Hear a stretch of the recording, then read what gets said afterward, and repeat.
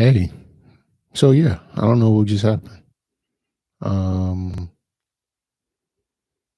I thought this was a stream I started on, then I made another one. Then I stopped that one and got back on this one because it was scheduled, but guess it hadn't started yet. I don't know. Streaming is confusing sometimes, and I'm kind of new to it, but I'm true to it, so we'll figure it out. It's just gonna take me a little while. We're gonna get this streaming thing straight. We're gonna get this microphone thing straight because it is just tangled up. All right, we're gonna get all of that together, and we're gonna talk because I'm back to talk some more. Um, Now why? Why would you ask? Because no one is here in the live stream. No, you 100% correct. There is absolutely nobody in this live stream right now, but that's okay because I have 5 subscribers. One, two, three, four. Boom. Just got a fifth one today. Thank you. So I got 5 subscribers. So guess what? I'm going to go live. I'm going to go live Monday through Friday on my Midnighter 1.5 Central Time midnight chat stream. So here we go. I'm going to talk. I'm going to start. I'm going to get into a topic now. I'm going to go over to Hollywood Reporter because I don't know what's going on in Hollywood. I live in Texas, and I'm going to just comment on some things, see what's going on, see what the headlines are. Looks like we're talking about different pandemic stuff, kidney transplants. Okay, so nothing. Slow news day. All right, cool. Nothing happening over there. Let's head over to Deadline, see what they got going over on Deadline. Okay, Angela Bassett got a raise for 911. Does anyone watch 911 here? Anyone that watches me, any of my subscribers, y'all like 911? I believe it's on Hulu. That's how I first became aware of it. My wife is really into it, but it's another Ryan Murphy production, and I'm very loyal to Ryan Murphy. I will watch everything Ryan Murphy produces. American Horror Story is great. What little I've seen of Glee is cool. I'm really not really for or against Glee, but it's not really bad. And I mean, wow, the assassination of Gianni Versace is probably the best portrayal of a sociopath since Henry Portrait of a Serial Killer. Man, that movie, that series, limited series, miniseries was just impeccably well cast. Penelope Cruz was great. My word, so many great actors in that movie. Why do I keep calling it a movie? So many great actors in that TV show. FX was amazing for putting that together. The actor playing Andrew Cunanan was phenomenal. And then I don't want to spoil it, but if you've never seen The Assassination of Gianni Versace, please hang in there. Watch those last few episodes as it gets into Andrew's family and his background. Man, it's more profound than I think it was even trying to be. And that's after following up O.J. Simpson's first season of American Crime Story. So there was already a lot of attention on the series. They knew they wanted to make a statement. And I feel like they not only made a surface level statement about Gianni Versace's murder, about violence in general, visited upon outcasts or misfits. It's kind of an interesting comment on just the misfit world, the people that fall in and out of the orbit of those that are kind of cast aside. Show is actually a really interesting parallel to Pose. Pose is a really good show too on FX, also from Ryan Murphy. That I feel like has never gotten enough attention, but definitely deserves it. Pose has a lot of really good actors. The stories are not always the most compelling, but they always have really great momentum, and the beats are always very well plotted out, and it ends in a very compelling place. Every time I conclude an episode of Pose, I want to go back and watch another episode right after that. It has a great momentum leading from one episode to another, even if it doesn't always translate within an episode. And sometimes it can become a little ponderous, but it's a great cast. Very well used, a great street level view of New York that I don't think any other television show or movie has really captured. Maybe Taxi Driver, but I can't think of anything else that has really gotten on the streets of New York and really moved you through the space and given you a sense of alleys, nooks and crannies, giving you a sense of buildings from the ground level looking up at them instead of just always kind of this oppressive city that people are trapped in like a maze, and cameras kind of manipulate that maze and look down on the subjects in movies and films made in New York. It's a lot more human. Pose just feels a lot more human. The actors give very naturalistic performances. It feels like it's really bordering on a documentary, but you can always tell that it's Ryan Murphy because all the music selections are amazing. Some great Kate Bush in Pose. I mean, it's just a lot of excellent. Assassination of Gianni Versace has some great music. Um, Ryan Murphy is just an amazing producer, great writer. He's made some stuff on Netflix, but I haven't watched any of it. The subject matter hasn't really been up my alley, but I mean, if anyone of my five, five, I'm still enjoying that, getting used to saying five. If any of my five subscribers have seen anything Ryan Murphy made exclusively for Netflix, please let me know. I don't really know that Netflix's deals have been working out. They cut a deal with Ryan Murphy around the same time as Shonda Rhimes, and then Kenya Barris jumped in there too. I don't know if any of them have necessarily made a splash worthy of the amount of money Netflix has put into them. Maybe you could argue Shonda Rhimes did with Bridgerton.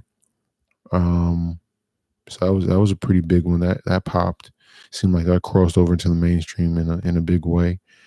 But Ryan Murphy not really kept a low profile. Kenya Barris has kept a pretty low profile. Matter of fact, I think Kenya Barris is back out of his Netflix contract after hopping into it to leave ABC because of the politics behind the production of the show Blackish. But I believe he's gone too. So I'm not sure what it is about Netflix that seems to stifle the creativity of all parties involved. I don't know that I've seen a more creatively liberated talent pool at Netflix, even though I think that was Netflix's express purpose for being. It was supposed to give people an opportunity to make those films and stories that studios would never sign off on, like Scorsese's Irishman. It was supposed to make projects that were unfilmable, but a lot of the Netflix stuff is just very predictable. It's very by the numbers. And Netflix is starting to kind of ride a line right now that can tip either way. It can either start becoming a destination HBO type high quality entertainment hub, or it can start becoming a direct to DVD graveyard of just misfits, shaggy dog stories, things that studios rejected for good reason. Not just because it didn't, maybe reach the four quadrants that they normally want in a big studio tentpole project right now.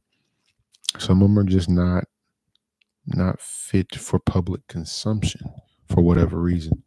They just need a little bit of work.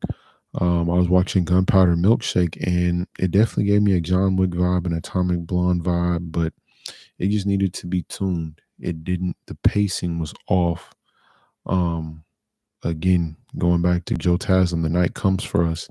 That movie does a lot of the same things, but keeps the focus on an action, keeps its focus on a protagonist that has forward momentum, introduces some interesting wrinkles, interesting characters, um, and the characters' personalities inform the action scenes too.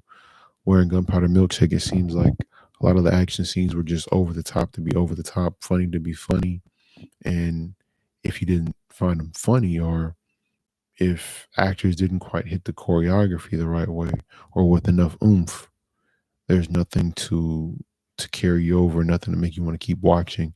If what's happening on the surface level isn't intriguing and all you have is surface, um, you can risk boring your audience if you misfire or miscalculate their interest in what you're presenting at the surface level.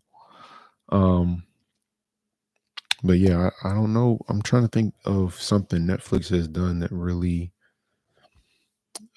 took off. In Castlevania, The Witcher, but none of that came from a contract with a creative where they were expressly trying to juice interest in Netflix. Castlevania seemed like more or less a happy accident. The Witcher, of course, was calculated, but it's from a video game property. Uh, what else? What have they been making recently? I'm not really the biggest Netflix guy. I've been watching a lot of HBO Max recently, honestly. HBO Max has an amazing, super deep roster. If any of my 5 subscribers have access to HBO Max, I would definitely suggest you check them out because they're pretty much untouchable. Super deep bench of films, classic films, not just stuff that's come out in the last few months that would typically pop up on HBO. Um, Trying to think of something.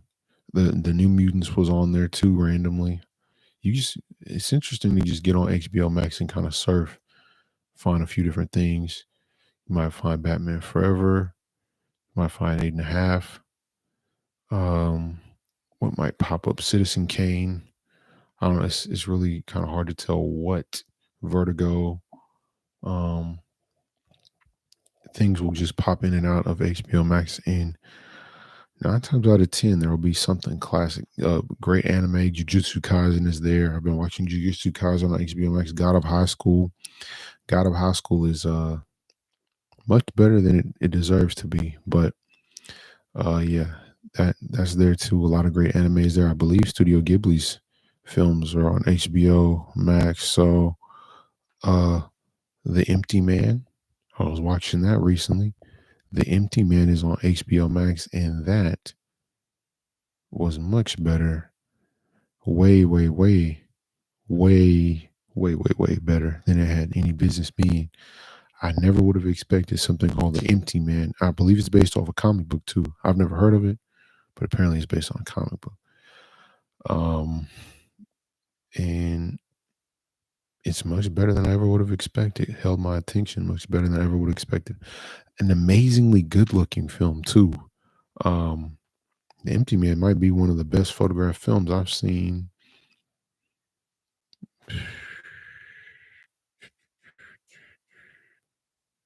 Mm, I don't know, maybe since mm,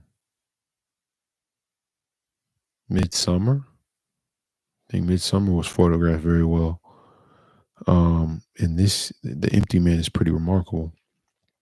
A lot of great textures, a lot of compelling compositions, a lot of interesting camera placement that just holds your attention without any kind of additional blocking from the actors or any lines being read or any aggressive shifts in depth of field or lens. Cameras just put where it's supposed to be. And if you understand the language of film, just kind of intrinsically, which of course we all do because we've been exposed to it for so long, it captures you, grabs you immediately. Um, Shiva Baby was really good. That was on HBO Max. Rush Hour. Um, oh, Freaky. Okay, but yeah, you can run into a lot of stuff here. Freaky was a really good horror movie, Blumhouse movie. Um, yeah, Cleo from 5 to 7, The Graduate. The Graduate was a very compelling film that I saw for the first time on HBO Max a few months back. Interesting film, interesting ending, interesting role for Dustin Hoffman early in his career when you step back and think about what it could have meant for him. And I'm not sure if it was intentionally written the way it was shot. Dustin Hoffman kind of comes across as maybe not necessarily a villain, but definitely unlikable. So I'm not 100% on if that was intentional or not though. But I mean it's a great movie. It's worth watching, worth checking out, worth experiencing. Oh, The Fugitive is on HBO Max now.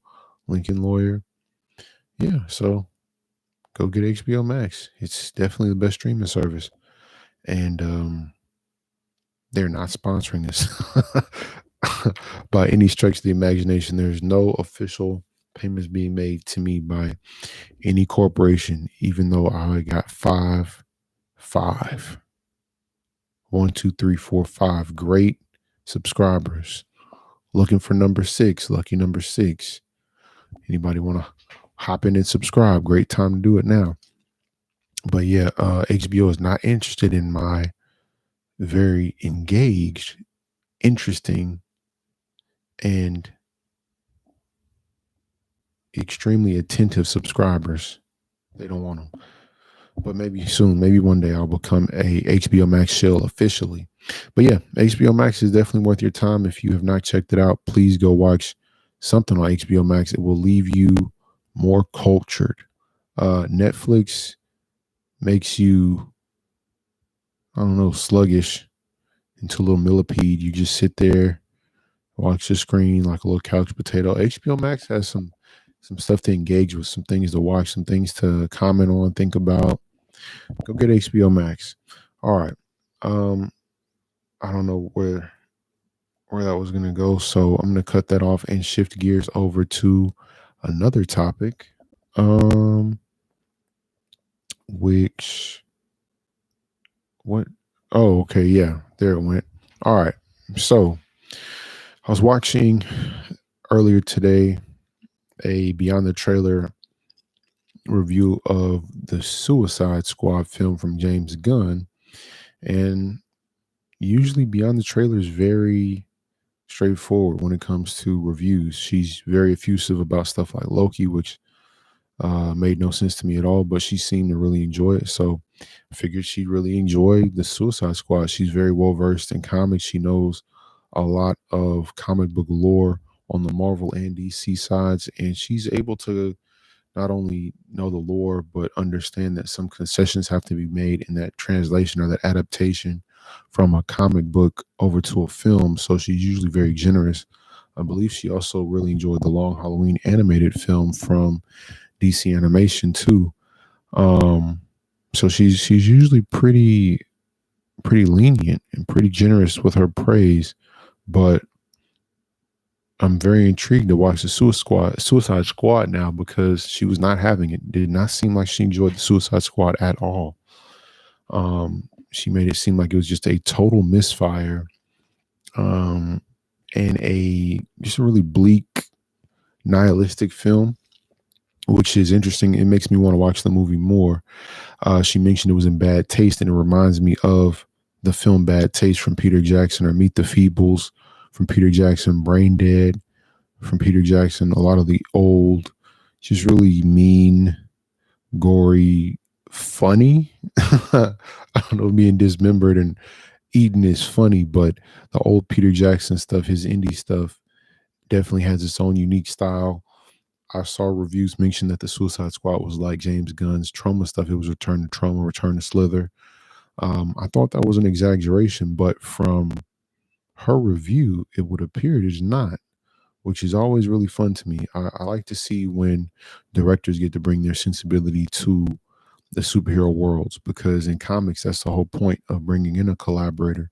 You bring in Alan Moore, so he'll write like Alan Moore, or you bring in Alex Ross to paint like Alex Ross.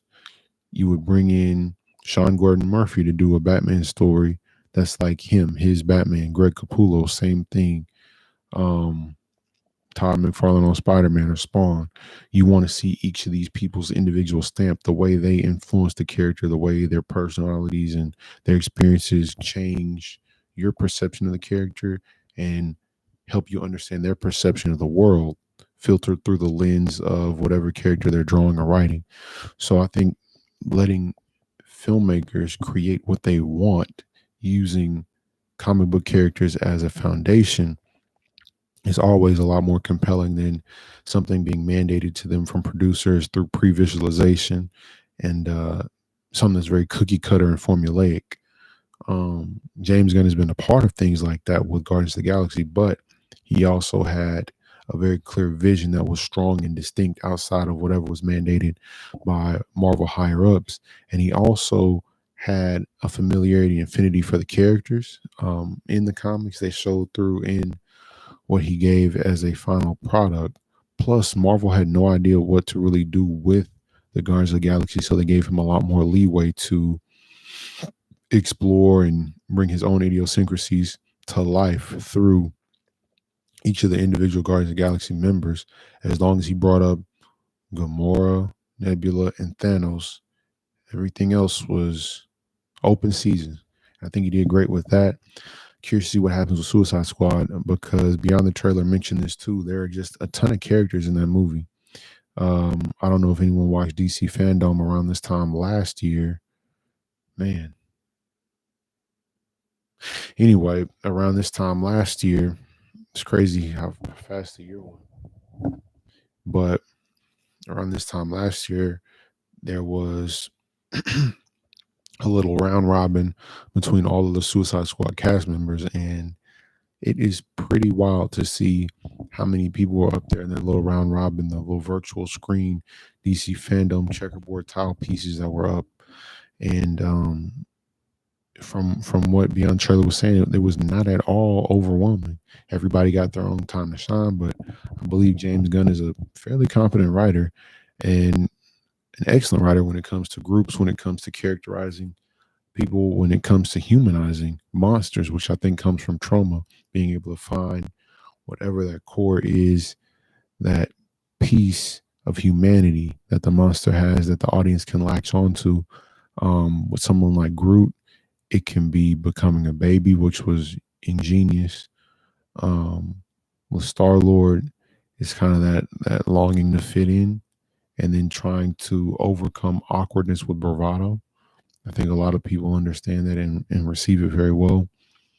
Gamora and Nebula, of course, have a sister, a feuding sister relationship, and a tumultuous relationship with family, with especially the paternal side, which a lot of people can relate to. So he did a great job sketching out characters from Marvel, and for all intents and purposes, seems like he succeeded again with the Suicide Squad. But she mentioned not liking Peacemaker. And this is interesting because she made the comment that he's reprehensible. And I think it's interesting that she describes him as reprehensible because that would mean we may have gone full circle and now Peacemaker is a reaction to the comedian or a take on the comedian when the comedian was originally developed by Alan Moore and Dave Gibbons as a takeoff of Peacemaker. So we're in this weird snake Ouroboros head, tail, figure eight infinity situation now because if Peacemaker is more heinous than the comedian,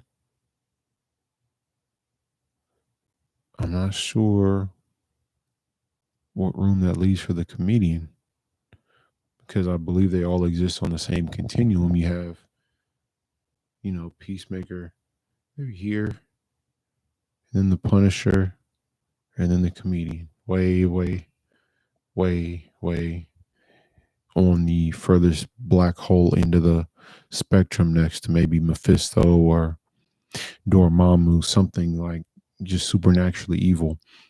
Um, so it's interesting for her to say that Peacemaker is so violent that he's really irredeemable, and you just kind of disconnect from the character. And it's like watching Jeffrey Dahmer. So those are pretty harsh words, especially from her. But that leads me to think that the film is to some degree a misfire, and it has to be. Um, she mentioned in her video, someone DM'd her that worked at a theater saying that people were walking out.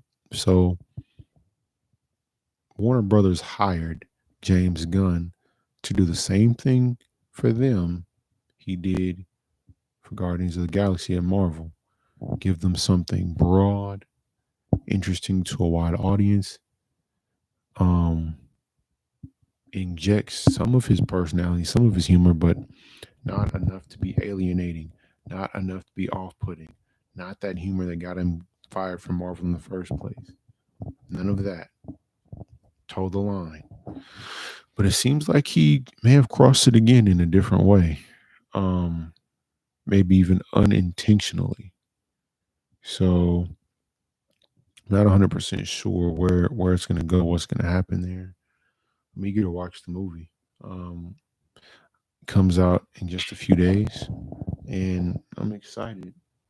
It's my number one most anticipated film of the year because I think the films DC makes going forward should be more like this. Um, some people might say like the Joker, but that's not a good movie. Something like this as opposed to the Joker, because Joker was a take on Martin Scorsese. It was not an original concept. Suicide Squad might reference Dirty Dozen or John Ford or Howard Hawks or um, spy films, espionage films, um, shucks, even something like a Tropic Thunder, even like a Rambo. But it is its own beast. It is written by the director in homage to the comics, not an homage to a film and not an homage to a specific director's visual style and milieu. So yeah, Joker was kind of lame. This looks much better because it's original. It's still director driven, still auteur driven, but it can be auteur driven and be a rip off of another auteur, or it could be auteur driven and original and interesting. And I feel like Joker was the first one. Suicide Squad is the other one. So I'm looking forward to that quite a bit.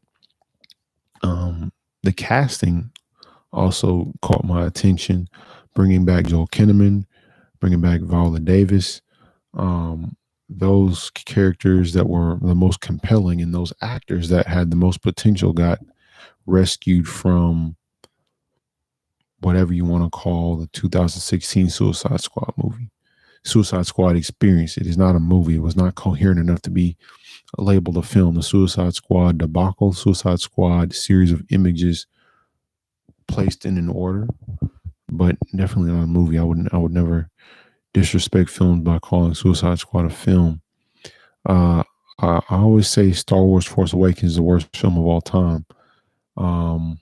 Suicide Squad didn't clear that bar of being considered a film, so it was actually not eligible to be the worst film of all time. But it is definitely one of the worst experiences I have seen. It's definitely one of the worst things I've ever seen. But yeah, moving back to this concept of a misfire. To some degree, he missed the mark. He's alienating those people that were supposed to be his number one fans, his number one advocate to getting the word out, saying, look, guys, come look at the new James Gunn. But you have to also balance that with being relatively family friendly. In this context, family friendly means making you sympathize with the protagonist.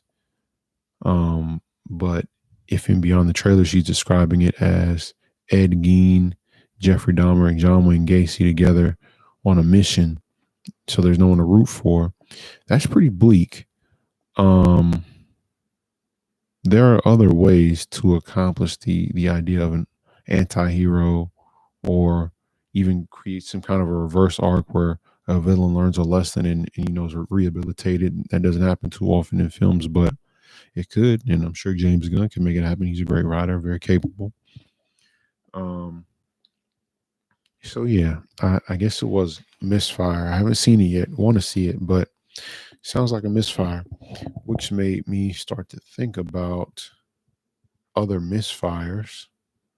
Um, and I'd have to, let me see. I guess the most obvious misfire off the top of my head would be the Dark Tower.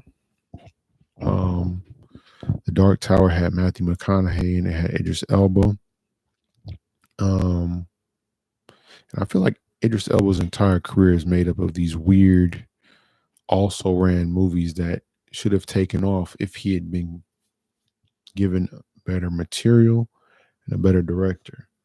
The Dark Tower had the potential to be a franchise, and women would have loved to see Idris Elba and Matthew McConaughey together in all kinds of situations for decades to come, I'm sure. But for whatever reason, they picked a very strange director that tried to truncate the middle of Dark Tower, give us that, and then demand we comprehend it. I feel like the same thing is going to happen with the new Dune movie, so I'm curious to see how Dune is brought to life. What is forgotten? What is amped up? What is amplified? What is removed or diminished? Turned down. So I feel like that's probably the biggest one. Idris Elba, just overall, his career is filled with a ton of misfires.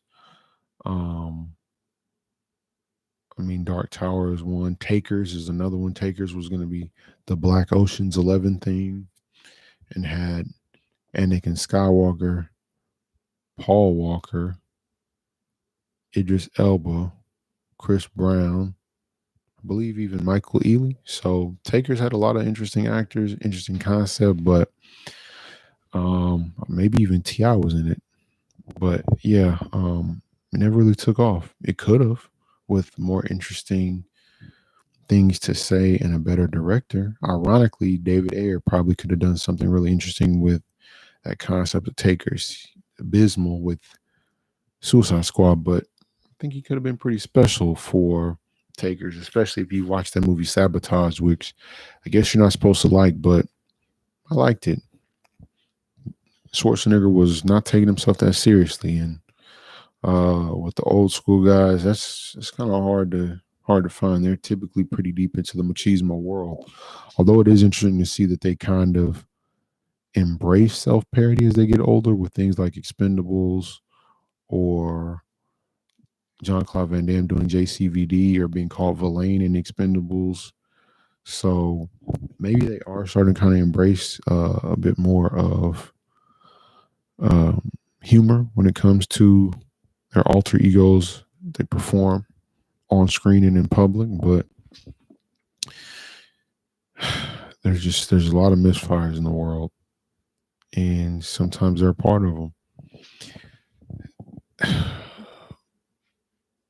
Trying to think of some more misfires. Black Panther was definitely a misfire. That's kind of a nitpick.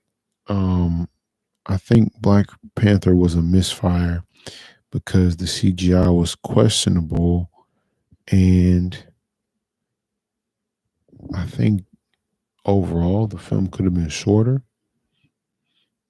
It didn't quite give us those great action scenes either. I think that's probably the biggest problem.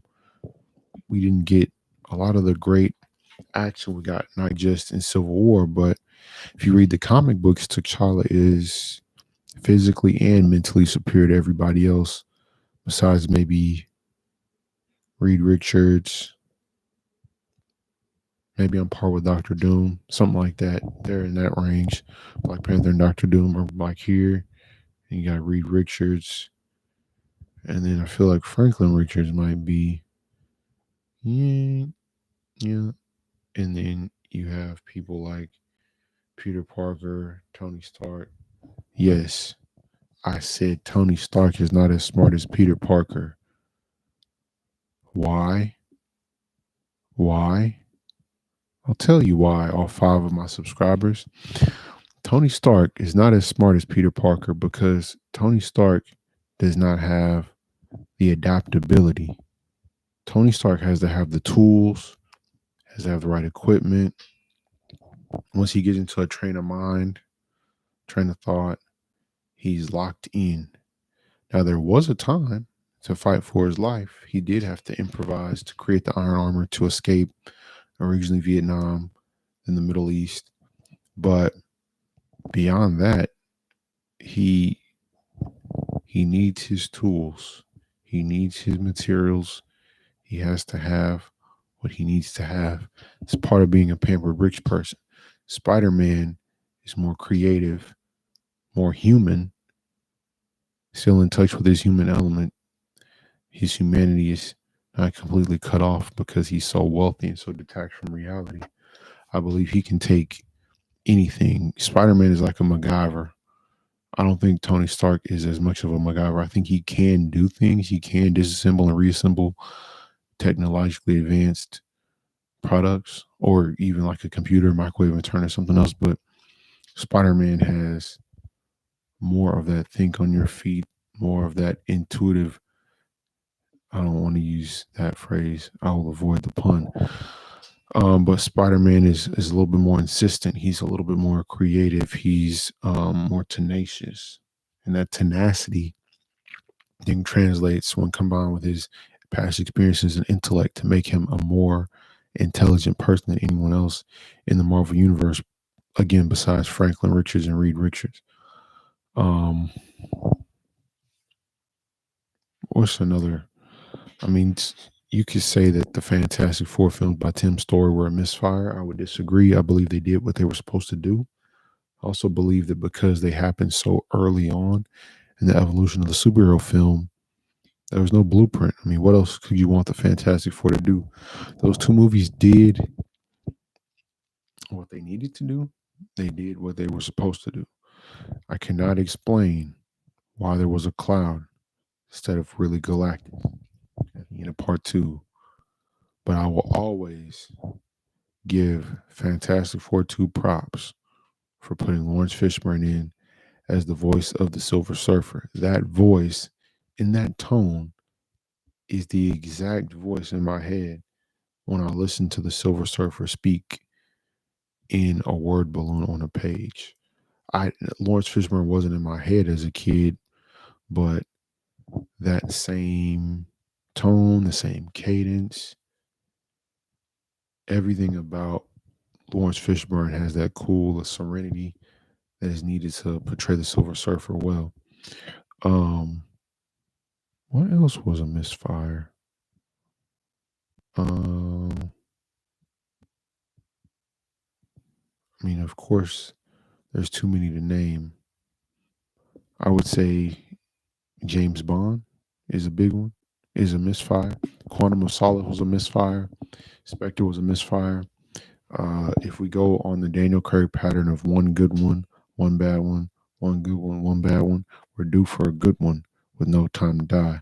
So I'm still very excited, even though there are two absolutely just unwatchably clunky James Bond movies with Daniel Craig. Still ready for that new one because Fukunaga is amazing. True Detective season 1 is amazing. Ooh, another good misfire was True Detective season 2. I don't know how many people have watched True Detective seasons 1 through 3 now, I believe. But man, season 2 is just a drag. It turned me off of the concept. I never even watched season 3. Might need to do that here in the near future, but no, it is really sad that the James Bond films misfired. Quantum of Solace got rid of Martin Campbell as the director, and I feel like the action scenes lost that handheld feel, that personal feel, up close, being in a space with James Bond. You feel that urgency, and I feel like the director hired after that went to the Bourne Ultimatum and Supremacy and tried to mimic that style of action with a lot of quick cutting and loose choreography. But you can't fake the skills, you can't fake the practice. If you want it done right, you have to just train your actors just like They were trained for the Matrix. So yeah, that's a misfire. Let me see what I wrote down as misfires. I made a little list. Don't go anywhere. Um, all 0 of you. You guys stay put. Don't leave. Don't walk off. Elo 0. 0 participants. No thumbs up. I mean, if y'all want to give me a thumbs up, if anybody else wants to subscribe in the future too, like the immediate future, like now, go for it. All right, I'll be back.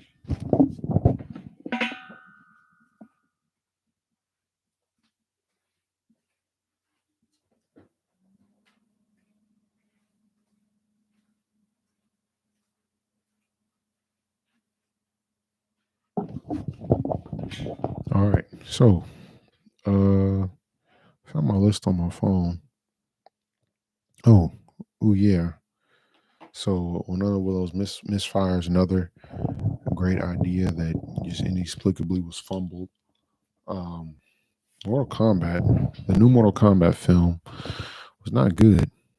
And it was not good for no reason. Joe Taslim was in the movie. The Night Comes for Us is another action heavy movie Joe Taslim was in with interesting characters, interesting weapons, great kill scenes. But for some reason, that director was looked over, passed over, maybe never got the opportunity to even apply. I don't know. But I do know that was a miss because that was a wasted opportunity. Mortal Kombat could have been much better, much funnier, much more interesting, a lot less self-involved and boring and bland. Um, Hopping back over to Netflix again, the Netflix Death Note series was, I'm sorry, Death Note movie from the director of Your Next. Man, that was a rough one. That was not at all like the manga at all. If anyone wants to read a good manga, read Death Note. Manga is great. Death Note is great. Whew. But yeah, Death Note with Lakeith Stanfield as L, that it did not make any sense. His performance was a little bit off. They aged the characters up, which made it weird in certain places. What they were going for. Yeah, very very weird situations there. Let me see. Oh yeah, Black Panther. We've already talked about that one. Ant-Man. Yeah, it was. Edgar Wright should have done Ant-Man, so that was definitely a missed opportunity. Hobbs and Shaw was wasted too, and again that was Idris Elba. So I don't know. I guess there might be an Idris Elba curse, but he's a great actor, and I know if he's properly marketed, people will show up for him just like they show up for The Rock. So Hobbs and Shaw didn't do him any favors. The movie wasn't that good, and action scenes weren't that good. He didn't get them any good lines. Um, but it is what it is. Anyway, yeah, Batman versus Superman was a waste. Space Jam 2 was definitely a waste. And that's because they're both advertising for something that isn't right there. So I don't know what that one was about. Um, Space Jam 2. Oh, every Terminator movie since Terminator 2. Yeah, they're all pretty much wasted opportunities, misfires, miscalculations of the market, whatever you want to call it. But the most recent Terminator movie was not that bad. They just did a horrible job marketing it, and the budget was really high for no apparent reason at all. They could have cut that budget in half or cut a quarter of it, and it would have broken even and done pretty well. But people get up in the suite where they pitch the director on budget. Some directors just roll with it. So there's that.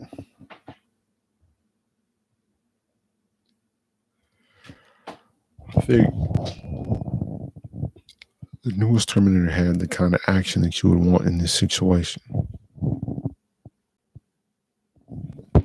So Terminator was really good. Just kind of odd. The theme was kind of odd. Not sure if it was getting the point across. It wanted to get across there, but yeah, Terminators have all been a mixed bag, and they've all been pretty pretty terrible. Besides the last one, um, the Hobbit trilogy was another wasted opportunity. Interesting concept. I don't know if it was executed properly because it was such a money grab. Pacific Rim 2.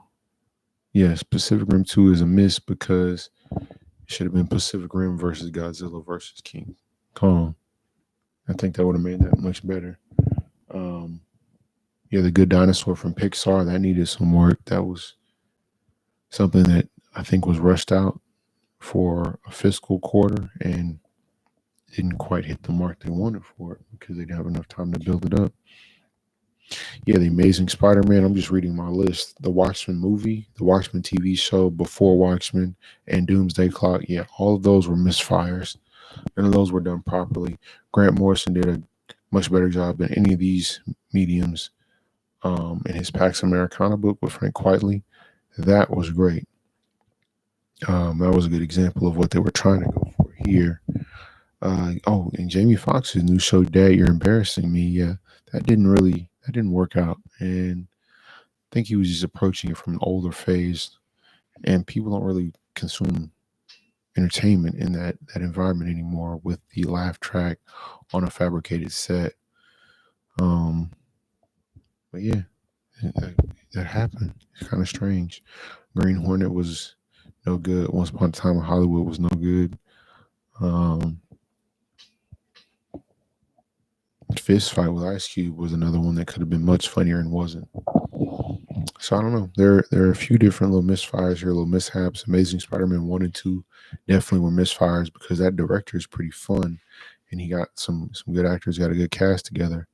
But anyway, so there you go. Some misfires to think about. I think probably the worst one was Watchmen and before Watchmen and Doomsday Clock because it undermines the point of what was originally written and throws in a lot of unnecessary wrenches. I feel like Watchmen should be its own separate universe. DC has its own, and when DC wants to just comment on them, do like what Grant Morrison did, which is use the question, use Peacemaker, don't go back and use the characters Alan Moore created because y'all told me you couldn't use these characters. So that doesn't make a ton of sense.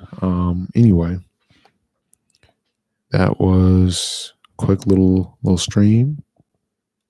I want you to go read Chainsaw Man. So yes, go get Chainsaw Man. I'm gonna keep saying that because the anime is gonna come out. It's gonna be everybody's favorite thing, and then you can point people my way and say, yes, he knew about that. He knew what way back when, before anybody knew anything about the Chainsaw Man anime, he was on it.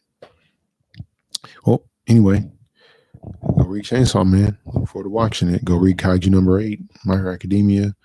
Read more manga, read more comics. You guys just enjoy yourselves.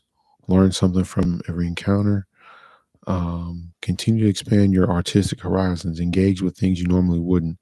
And just see how they make you feel. Just try some different experiment.